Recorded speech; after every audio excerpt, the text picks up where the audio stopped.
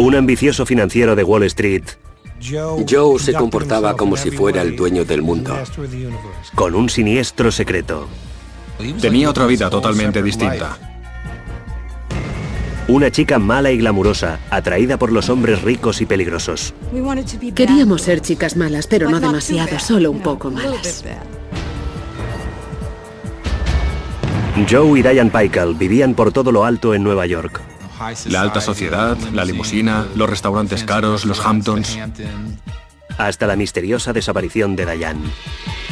Recuerdo que lo último que me dijo fue: lo tengo todo controlado, no te preocupes. Una pareja de altos vuelos de Nueva York alcanza la cima empujada por una marea de ambición y codicia y se ahoga en ella.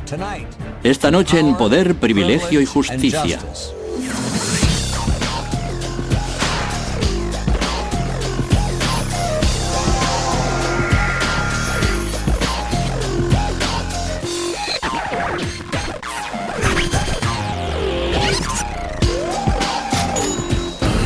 Crímenes imperfectos, ricos y famosos. Misterio en los Hamptons.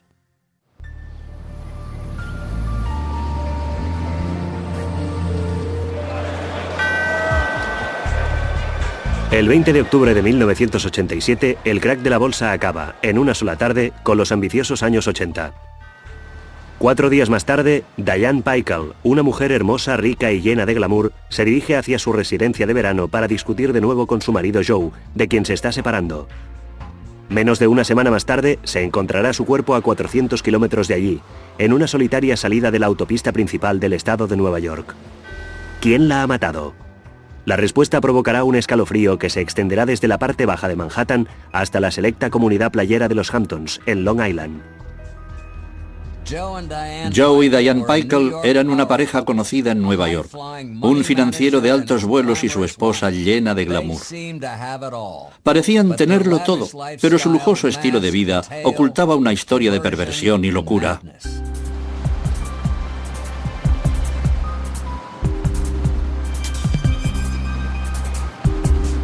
La ciudad de Nueva York, la capital del dinero, la moda, el glamour y el éxito.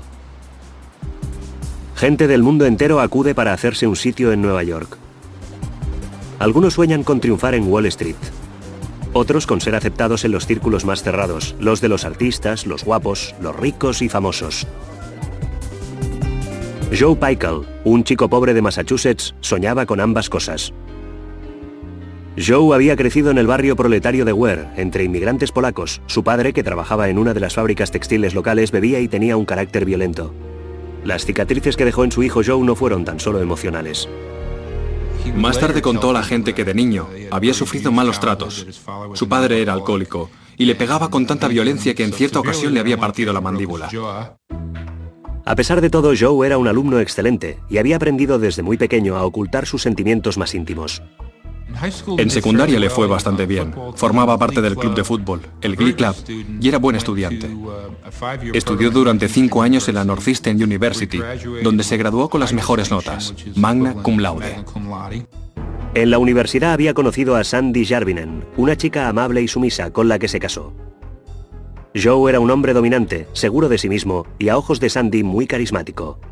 En 1960 la pareja se trasladó a Nueva York y Joe entró a trabajar como gerente de cartera en Wall Street.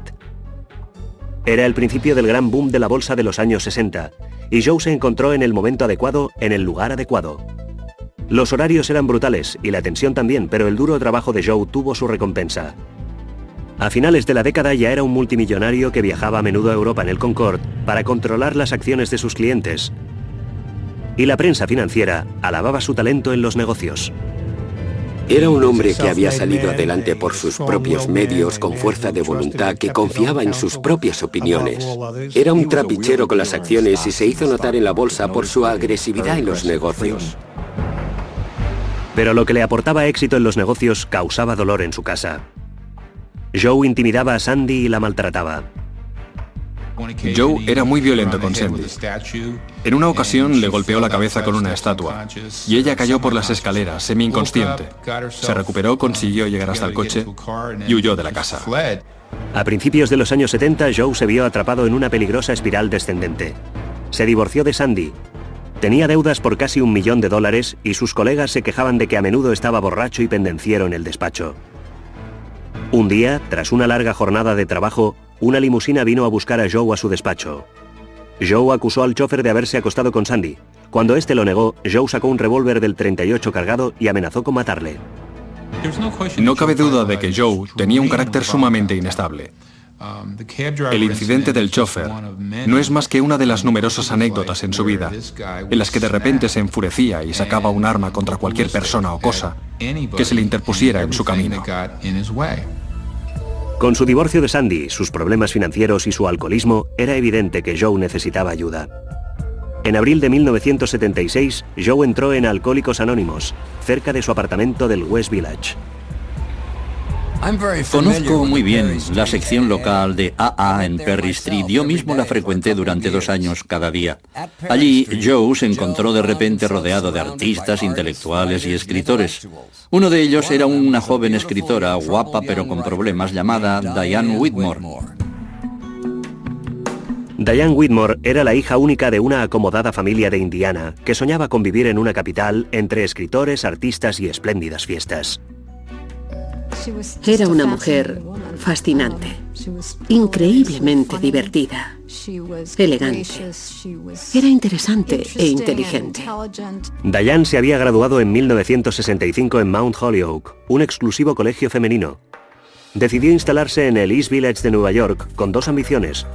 Quería ser escritora y quería ser rica. Andaba en busca de experiencias más excitantes que la vida estudiantil y provinciana, que estuvieran llenas de glamour, ingenio, poesía, bohemia y un pequeño toque de violencia. Eso siempre le había atraído y no lo escondía en absoluto. En los 10 años siguientes se dedicó a experimentar con drogas y una serie de relaciones inestables. Uno de los motivos por los que Diana se sentía atraída por hombres que no le convenían era su deseo de hacer cualquier cosa para romper con las reglas, para no convertirse en una chica buena, casarse, tener hijos, vivir felices y comer perdices. Pero tras una década intentando encontrarse a sí misma en Nueva York, Diane estaba divorciada, era adicta a las drogas y alcohólica en proceso de recuperación. Necesitaba cambiar de vida desesperadamente. Esperaba encontrar este cambio en Alcohólicos Anónimos. Y así fue. Conoció a Joe. Era obvio que tenía un lado oscuro, que la atrajo enseguida. Y a la vez, en aquella época, deseaba de veras casarse con un hombre rico. Él le ofrecía ambas cosas en el mismo paquete. Un paquete, por cierto, realmente explosivo. Era fantástica, era divertida, era sexy, tenía talento. Él no era especialmente atractivo. Estoy segura de que se quedó totalmente fascinado al verla. Y también pienso que, por desgracia, debió verla con los ojos de una especie de depredador que intuía una presa fácil. A los pocos meses de conocerse, Diane quedó embarazada. 2 meses más tarde, el 14 de julio de 1978, Diane y Joe se casaron. Al avanzar por el pasillo central de la iglesia, Joe y Diane creían dirigirse hacia una nueva vida, un nuevo principio, pero su matrimonio resultó ser un gran error, un error mortal. Después de la pausa, Diane descubre la vida secreta de su marido.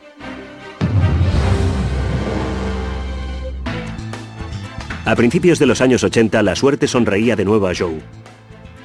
Diane se quedaba en casa, cuidando de su hija Claudia y su nuevo bebé Blake.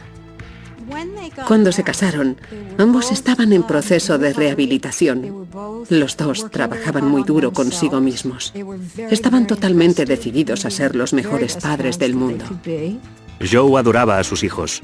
La familia se trasladó a Greenwich Village, a un dúplex con todas las comodidades modernas.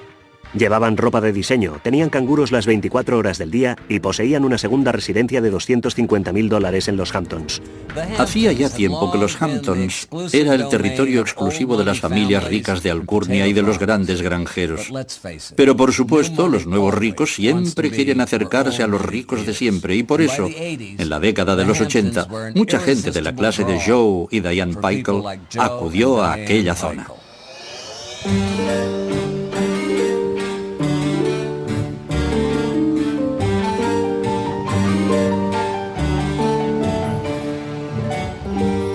Con sus mansiones en primera línea de mar y su ambiente exclusivo, los Hamptons era una zona de moda entre los ricos y famosos como Calvin Klein, Christine Brinkley o Paul Simon. Y el refugio de los Pikal en Amagansett estaba al borde de este mundo exclusivo. Era el tipo de vida típico en los 80 entre la clase media alta con mucho dinero. Los niños iban a escuelas privadas. Ella había contratado un interiorista para decorar su apartamento de la ciudad y su casa de Amagansett. Diane estaba viviendo el tipo de vida que siempre había deseado. Pasaba los veranos en los Hamptons con los niños, mientras Joe se quedaba en Nueva York durante la semana y llegaba a Amagansett en limusina para pasar el fin de semana. Vista desde fuera, los Pikals parecían tener una vida perfecta. Era una pareja que lo tenía todo, y creo que todo el mundo daba por supuesto que las cosas solo podían irles mejor todavía. Pero los buenos tiempos se terminarían pronto. El lado oscuro de Joe, su carácter inestable y su complejo de superioridad pronto se pondrían de manifiesto. Joe se sentía realmente por encima de las reglas de la sociedad. Era una persona muy empecinada y se comportaba como si fuera el dueño del universo, como si estuviera por encima del bien y del mal. Como con su primera mujer, Sandy, Joe quería controlar por completo la vida de Diane. Pero Diane no era como la primera esposa de Joe. Diane era una mujer muy batalladora. En esta relación, los dos eran personas con mucho temperamento, que intentaban dominar al otro. Para una mujer resulta difícil ganar en una relación así, pero Diane no era ningún felpudo. Él le lanzaba la pelota y ella se la devolvía y las peleas iban subiendo de tono.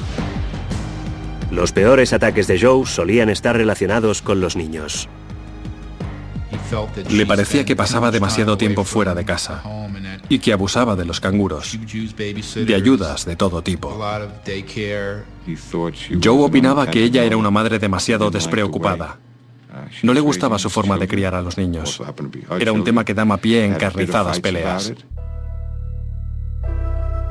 A principios de 1987, tras casi 10 años de matrimonio, Diane parecía hacerlo todo mal, en opinión de Joe. La pareja no dormía casi nunca en la misma cama, y Diane empezó a sospechar que Joe tenía una relación con otra mujer. Pero estaba a punto de descubrir un secreto mucho más inquietante acerca de su marido.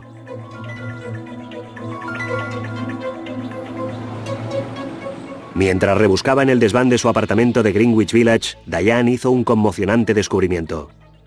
Encontró maletas llenas de ropa interior femenina, algunas prendas de su propiedad entre ellas. También descubrió una cinta de vídeo y fotos donde aparecía Joe vestido de mujer. Se acostaba con hombres. Se travestía. Llevaba una doble vida. Diane se quedó horrorizada y profundamente afectada. Empezó a gritarle: «Deja de robarme la ropa interior. Cómprate tu propia ropa». Se enfrentó a él, demostrándole que ya sabía que se travestía. Desesperada, Diane llamó al mejor abogado de Manhattan especialista en divorcios, Raúl Felder. No creo que estuviera viviendo una doble vida, creo que vivía una triple vida: profesional, acreedor con caución, de mucho éxito, en casa un poco extraña en la que maltrataba a Diane y luego tenía una tercera vida de travesti. Diane sabía que si le echaba de casa, Joe se marcharía con todo el dinero y ella no estaba dispuesta a que así fuera todavía. De manera que le entregó los vídeos y las fotos de Joe a su abogado y empezó a planificar su vida sin Joe. Armada con los vídeos, las fotos y el mejor abogado de Manhattan, especialista en divorcios, Diane parecía tener todas las cartas en la mano, pero no sabía que la baraja estaba amañada. En octubre de 1987, el multimillonario agente de bolsa Joe Pikal y su esposa Diane estaban al borde del desastre. Diane había descubierto la vida secreta de su marido como travesti adicto al sexo, y Joe la acusaba de ser mala madre, que no se ocupaba de sus hijos. Casi todas las mujeres en su situación habrían abandonado a su marido al momento, pero Diane no lo hizo, un error que resultaría ser fatal. Mientras Diane intentaba prolongar su vida en común, Joe empezó a grabar en secreto sus peleas y contrató un detective privado para espiarla. Las cosas empezaron a ponerse feas. Salíamos a cenar y siempre había alguien observándonos y Diane me decía: «Es el detective». Mientras tanto, el comportamiento de Joe era cada vez más excéntrico. Alquiló un apartamento secreto en Battersea Park City y lo llenó de ropa interior de mujer. Una noche les vendó los ojos a sus hijos y se lo enseñó, diciéndoles que no se lo contaran a su madre, que era un secreto de papá. El episodio que disparó todas las alarmas e hizo reaccionar a Diane fue cuando vendió los ojos de sus hijos y se los llevó a otro apartamento. Entonces fue cuando le dije, déjame que te pida una orden de protección y échale a la calle. Asustada, pero decidida a no abandonar a Joe hasta estar segura de poder salir adelante ella sola, Diane empezó a trabajar en la prestigiosa revista Harper's. Era un puesto de trabajo con mucho glamour. En la revista estaba considerada como una mujer maravillosa, llena de personalidad y glamour. Y lo era. En casa era una mujer maltratada, de manera que para ella era una vía de escape. Diane también se apuntó a clases de escritura creativa y empezó a escribir cuentos. Quería mejorar, evolucionar. Necesitaba recuperar su autoestima. Tenía la sensación de que llevaba demasiado tiempo con un solo objetivo en la vida: servir a Joe. Pero cuando vio que su mujer empezaba a vivir una vida independiente fuera de su órbita, Joe todavía se enfureció más. A Joe no le gustaba que Diane trabajara. Joe quería que estuviera en casa, siempre disponible, las 24 horas del día. Y cuando parecía que las cosas no podían empeorar todavía más, el 20 de octubre de 1987 se produjo el crack de la bolsa. Fue la caída más grande en un solo día desde la Gran Depresión. Su matrimonio está fracasando. Su vida personal está fracasando. Y encima llega el lunes negro de la bolsa. Perdió tanto dinero que se sintió acabado. Pensó que todo había terminado. 3 días más tarde, Joe se encontró con su ex esposa Sandy en el restaurante Windows on the Wall, en el World Trade Center de Manhattan. Allí le pidió que se convirtiera en la tutora legal de sus hijos por si a él le sucedía algo, o si Diane tenía un accidente. Al mismo tiempo, Diane hacía planes para abandonar a Joe y llevarse a los niños. Hacía todo lo posible para librarse de él. Estaba buscando otra casa. Había hecho todo lo que se supone que debes hacer en esa situación. Había ahorrado dinero.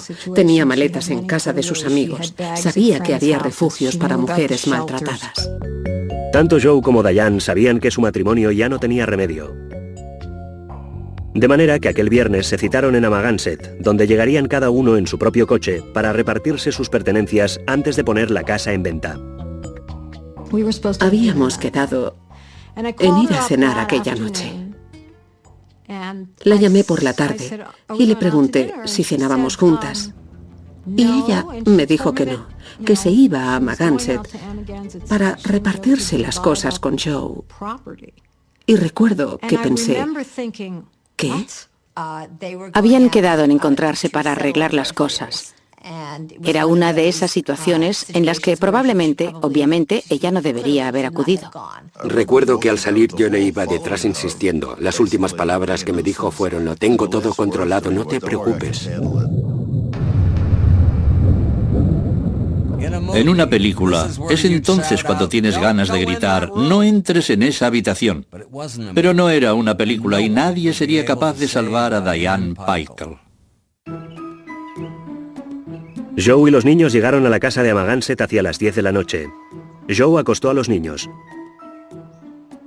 Cuando Diane aparcó por fin el coche en la entrada a la 1 de la mañana, Joe seguía esperándola. A la mañana siguiente, cuando los niños preguntaron dónde estaba su madre, Joe les explicó que mamá y papá se habían peleado y que Diane había desaparecido. Luego les dijo que se iban de viaje y metió a los niños a toda prisa en la parte delantera del coche. Detrás había un bulto grande y misterioso. La primera etapa fue una visita a la ferretería de Amagansett. Entró en la tienda y me pidió una pala, una cartilla, lonas, bolsas de basura, productos de limpieza, lejía incluso y cuerda. Estaba muy ansioso por la cuerda. Joe pagó la cuenta, casi $400, y entró en la tienda de al lado para comprar bolsas de hielo, procurando que nadie se acercara a su coche. Yo quería meterle la mercancía en el coche, todo lo que había comprado, pero él se puso lívido y me dijo: no pongas eso en el coche, no quiero que pongas nada en el coche, déjalo al lado. Con el coche bien cargado, Joe y los niños se dirigieron hacia el norte. De camino, Joe llamó a un antiguo compañero de estudios para pedirle un favor. Pidió ayuda a su compañero de habitación en el colegio. Hacía más de 10 años que no le veía, pero le preguntó si podía cuidar de sus hijos durante el fin de semana. Tras conducir 250 kilómetros para dejar a sus hijos en casa de su amigo al norte de Nueva York, Joe siguió 300 kilómetros más para llegar a casa de su exesposa Sandy. Cuando por fin llegó, a las 4 de la mañana, enloquecido y desesperado, contó a Sandy que tenía que ocultar algo. Al principio, ella creyó que se trataba de alguna transacción financiera que Joe quería esconder. Pero él le dijo que no, que quería enterrar algo en su patio trasero. A lo largo de la conversación, Sandy se dio cuenta de que estaba hablando de enterrar a Diane. Entonces, Joe confesó a Sandy que había matado a Diane y que llevaba su cadáver en el coche. Cuando Sandy se negó a ayudarle, regresó a Manhattan. Joe Pykel había perdido por completo el control. Un hombre que había sido adulado y considerado una especie de brujo de Wall Street y que de repente tenía que pedirle a su primera esposa que le dejara enterrar el cadáver de su segunda mujer en su patio trasero. ¿Qué más podía pasar? El lunes 26 de octubre de 1987, Joe se despertó en su apartamento de Nueva York. No cabía duda de que no iba a ser un lunes como otro cualquiera para Joe Pykel. En lugar de vestirse con uno de sus caros trajes italianos y dirigirse hacia su despacho de Wall Street, Joe no era ya más que un asesino y un fugitivo. Sus hijos seguían en el campo, en casa de su amigo, y el cadáver de su mujer seguía dentro del coche, aparcado en una calle lateral cerca de su casa. Llamó a la escuela de los niños para decir que no irían a clase aquel día. Luego inició su viaje de 2 horas para ir a buscarles. Pero primero tenía que deshacerse del cadáver de su madre. Al acercarse a la salida de Newburgh, vio una zona para aparcar en el arcén y supongo que se dio cuenta de que era seguramente su última oportunidad. Aparcó el coche, miró en la cuneta y dijo, tengo que deshacerme de esto. Joe estaba a pocos kilómetros de la casa donde estaban sus hijos cuando tiró del cadáver de su madre envuelto en lonas y lo arrastró 10 metros hasta una alcantarilla. Me pareció muy extraño que un hombre tan inteligente, tan respetado en el mundo profesional, hubiera tirado el cuerpo de su mujer en un lugar donde podían encontrarlo tan fácilmente. Tras recoger a sus hijos, Joe se dirigió hacia el tren de lavado de Stewart, en Newburgh.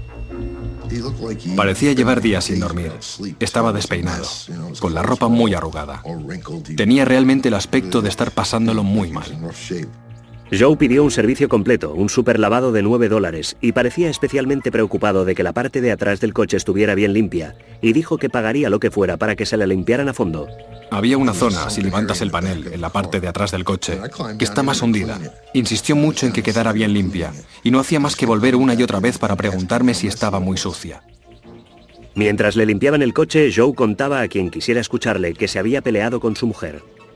Empezó a contarme que su mujer le había dejado, que se había ido con un amante y que él había encontrado condones debajo de la cama, y que tenía que marcharse por un tiempo. Por eso se había llevado a los niños y se habían ido al campo. Cuando al cabo de 3 horas Joe y los niños se marcharon, los empleados del tren de lavado miraron en el container donde Joe había tirado varios objetos. Encontraron un cuchillo. Encontraron mucha ropa de mujer de tamaño muy grande, como de mujer muy grande, y zapatos de tacón de una talla también enorme. Les pareció tan sospechoso que llamaron a la policía local, que se presentó al momento en el tren de lavado. En cuanto vi el cuchillo y la cuerda y la ropa de mujer, me pareció muy sospechoso. Había tirado una foto de sus hijos. Yo también tengo un hijo rubio con los ojos azules y por un momento me impactó, me pareció muy extraño. ¿Por qué habría tirado eso? Joe no lo sabía, pero después de 2 días sin noticias de Diane, sus amigos se temían lo peor. Cuando me enteré que no había ido a trabajar, supe que estaba muerta. Lo supe y también supe que él la había matado.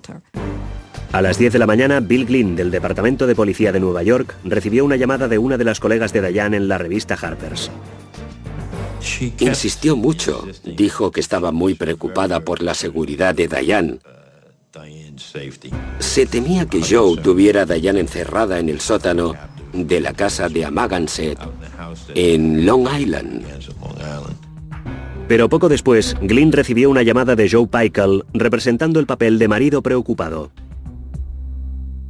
Me dijo, solo quiero comunicarle que he tenido una discusión con mi esposa. Estaba buscando los zapatos de sus hijos debajo de la cama y había encontrado un condón que no le pertenecía.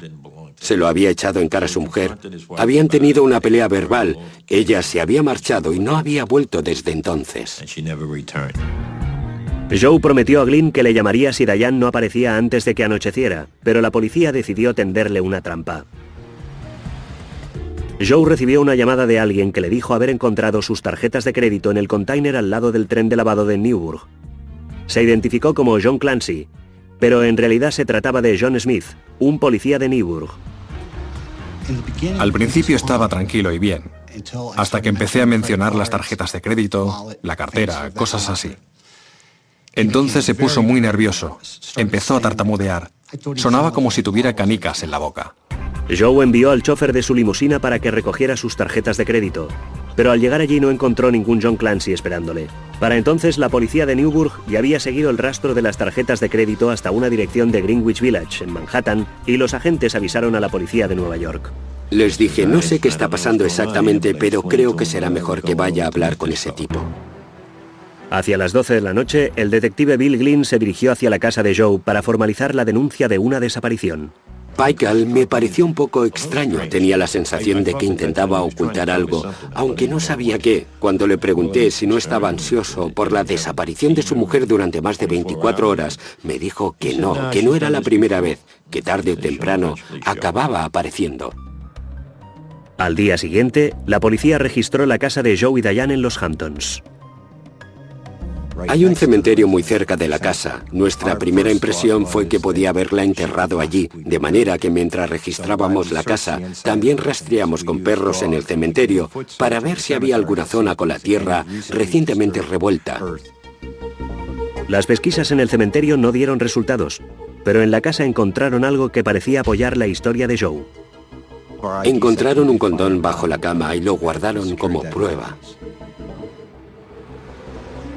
Pero al día siguiente, la policía recibió una llamada de unos trabajadores de mantenimiento de la autopista estatal de Nueva York. Recibí una llamada de comisaría diciendo que habían encontrado un cadáver junto a la autopista, que habían encontrado una mujer muerta en el kilómetro 90, milla 56,5. Poco tardó la policía en identificar el cadáver como el cuerpo de Diane Pykel. La autopsia reveló que había sufrido una violenta paliza hasta perder el conocimiento. Luego la habían estrangulado hasta morir. Cuando la policía se dirigió hacia el domicilio de Joe para interrogarle, este se había ido. No tan solo esto, sino que pronto descubrieron que también parecía haberse llevado cantidad de dinero. Descubrimos que estaba retirando una gran cantidad de dinero del banco. Era una persona acomodada y temimos que pretendiera salir del país. Finalmente, el jueves 29 de octubre, 5 días después de la desaparición de Diane, Joe Pykel fue detenido en el despacho de su abogado en Manhattan y conducido a la comisaría de Newburgh para ser interrogado. Con él, en el coche, viajaba también el detective Joe Tripodo.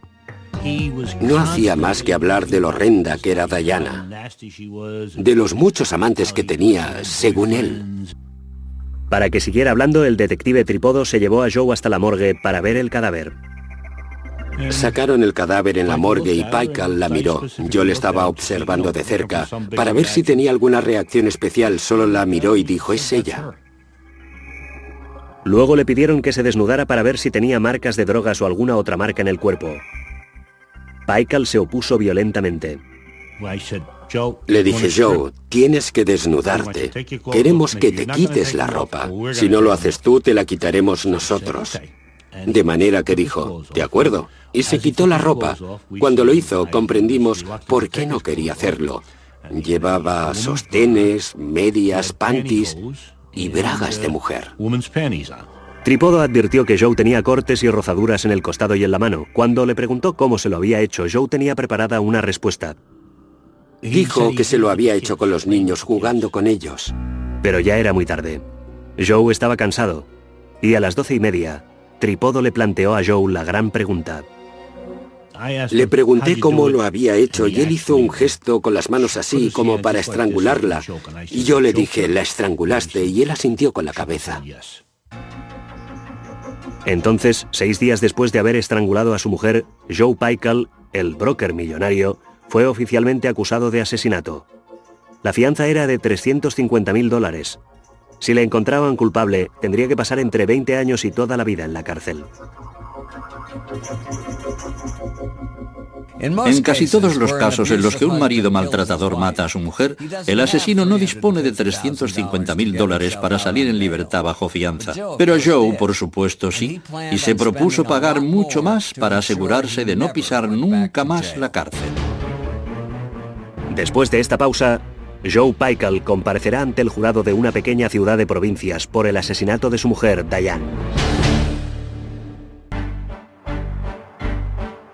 Ya estábamos en enero de 1989. Diane Pykel llevaba más de un año muerta. Aunque su marido Joe había admitido ante la policía que la había estrangulado, pretendía haberlo hecho en defensa propia. Para defenderse, Pykel contrató a los famosos abogados neoyorquinos Stephen Worth y Ron Bekoff. Sería un proceso muy interesante, sin duda. Era la palabra de Joe y su dinero contra las pruebas recogidas por las autoridades. Además, y para colmo, Joe se había casado de nuevo. Su nueva esposa era una diseñadora de moda de Manhattan llamada Mary Bain. Un día de verano apareció con ella en mi despacho y me la presentó. Estuvimos charlando cerca de 1 hora y luego me dijo, ¿qué te parece? ¿Puedo casarme? Yo le dije, Joe, no me parece bien. Me preguntó por qué y yo le dije, mira, si de repente apareces con una nueva esposa, quizá digan que este era el móvil. Se marchó del despacho y 2 días más tarde me enteré por teléfono de que ya estaban casados. ¿Cómo es posible que una mujer intime tanto y tan rápido con una persona acusada de asesinar a su esposa? Quiero decir, me pareció alucinante. Como el cuerpo de Diane había aparecido al norte de Nueva York, el juicio se celebró en Goshen, una soñolienta localidad a 2 horas de distancia de Manhattan. Este detalle jugaba en contra del equipo legal de Joe, acostumbrado a lidiar en la gran ciudad. Teníamos la sensación de que estábamos jugando con desventaja y que sin duda Joe, por no decir todos nosotros, aparecería como un rico y famoso de Nueva York, el tipo de urbanita de Manhattan que tampoco gusta en el campo. Buenos días, señoras y señores. El 26 de enero de 1989 finalizó la selección del jurado y se inició la vista. Eran 11 hombres y una mujer. Y nosotros enseguida pensamos, madre mía, ¿entenderán esos tipos cómo es una mujer de Greenwich Village? ¿No dirán enseguida, bueno, se la había buscado? Los abogados de Joe hicieron todo lo posible para congraciarse con el jurado, pero no pudieron controlar a la nueva esposa de su cliente, Mary. Llegamos el primer día y Mary apareció junto a Joe, vestida con un abrigo largo de visón. Yo la paré antes de entrar en la sala y le dije, Mary, no sé qué nos espera ahí dentro, pero seguro que no les gustará ese abrigo. No puedes entrar ahí con un abrigo como este. Ella dijo que de acuerdo, se quitó el abrigo y lo colgó. Al día siguiente Joe apareció solo y me tranquilicé, pero 1 hora más tarde, cuando todo el mundo ya había entrado y no había nadie afuera para detenerla, Mary entró en la sala del tribunal y estuvo allí sentada todo el día con el abrigo de visón puesto. Antes de que empezara el juicio, los caros abogados de Joe habían solicitado reuniones privadas con el magistrado para evitar que saliera a relucir cualquier elemento potencialmente negativo para su cliente. En primer lugar, el jurado no sabría que Joe llevaba ropa interior de mujer cuando fue detenido. ¿Se imagina lo que pensaría el jurado? Entre los miembros del jurado puede haber una abuela o un maestro de escuela, gente que no está acostumbrada a oír hablar de travestis. Les parecería muy raro y probablemente les influiría negativamente. Pero la acusación estaba tranquila. Tenían cantidad de pruebas para apoyar sus argumentos. Desde el principio estuvo muy claro que no se trataba del crimen perfecto. Queríamos presentar todo lo que había dicho Pykel ante el jurado para que se hicieran una idea clara de lo que había sucedido.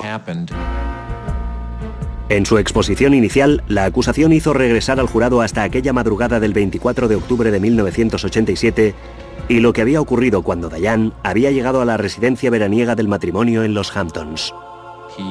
Joe se había enfrentado a Diane Pickle. La había acusado, sobre todo, de tener un amante o de engañarle. Dijo que ella, a su vez, empezó a levantarle la voz a su marido y que se enfureció, perdió el control y la estranguló. En el estrado, el detective Joe Tripodo contó el estremecedor momento en el que Joe había confesado haber estrangulado a Diane. Me miró y luego hizo este gesto con las manos, exactamente así. Yo le dije al señor Pickle, «La has estrangulado». Y él asintió. Le miré para observar su reacción. Y él me miró a mí como si dijera, «Bueno, eso es lo que ha pasado». Luego la acusación demostró con pruebas que tras estrangular a su mujer, Joe había cargado el cadáver en el coche y se lo había llevado hasta la cercana playa de Little Albert's Landing, donde había intentado enterrarla. No lo consiguió y Joe, frustrado, se marchó dejando el cadáver allí. La acusación aseguró que había regresado temprano a la mañana siguiente, lo había envuelto con unas lonas y lo había cargado en el coche antes de salir en busca de sus hijos. Su hija tenía 8 años y su hijo 4 y emprendió con ellos un largo viaje desde Amagansett en Long Island durante más de 3 horas y media con el cadáver de su madre en el vehículo. Metódicamente, la acusación fue presentando el resto de pruebas. Las pertenencias de Diane encontradas en el contenedor cerca del tren de lavado, su cuerpo hallado a 10 minutos de allí, la brutal paliza sufrida por Diane antes de morir. La acusación estaba convencida de que sus argumentos serían imbatibles. Teníamos las declaraciones de Joe admitiendo haber estrangulado a Diane y muchas pruebas circunstanciales para establecer el motivo. Pero durante todo el proceso, Joe parecía extrañamente indiferente. La acusación se preguntaba qué se traerían entre manos los abogados de Joe. Pronto descubrirían que el recurso que se habían reservado era el mismísimo Joe, declarando en su propia defensa. Hacer subir al acusado al estrado es algo bastante peligroso que casi todos los abogados defensores evitan. Pero la declaración de Joe resultaría ser mucho más peligrosa de lo que nadie hubiera imaginado.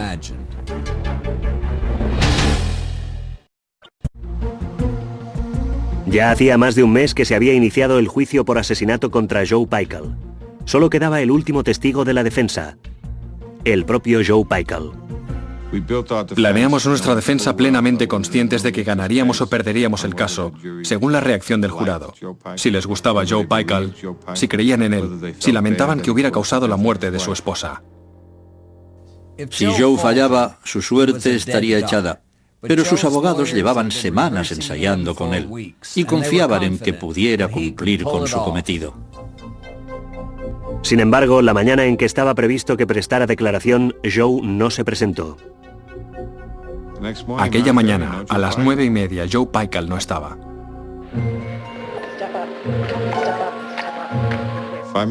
5 minutos antes de las 10, entra de repente tambaleándose en la sala del tribunal con Mary. Y ella va diciendo, está borracho, anoche tomó cantidad de vodka. Sus abogados defensores intentaron que se levantara la sesión hasta el día siguiente. El juez rechazó mi petición, dijo que nos daba 1 hora para que tomara café y que seguiríamos. De manera que poco antes del mediodía, Joe Pickle subió al estrado. Habíamos estado horas y horas repasando la historia una y otra vez, y hablando de sus gestos y actitudes. Algunos días lo hacía tan bien que casi se nos saltaban las lágrimas. El Joe Pickle que prestó declaración era un borracho perdido. Empezó fatal. Fue una gran decepción. Casi me pongo a beber yo también. Según el testigo, usted dijo, se lo merecía. ¿Es cierto eso? Sí. Tenía muy mal carácter. Decía que yo le engañaba desde el principio. Era una mujer difícil.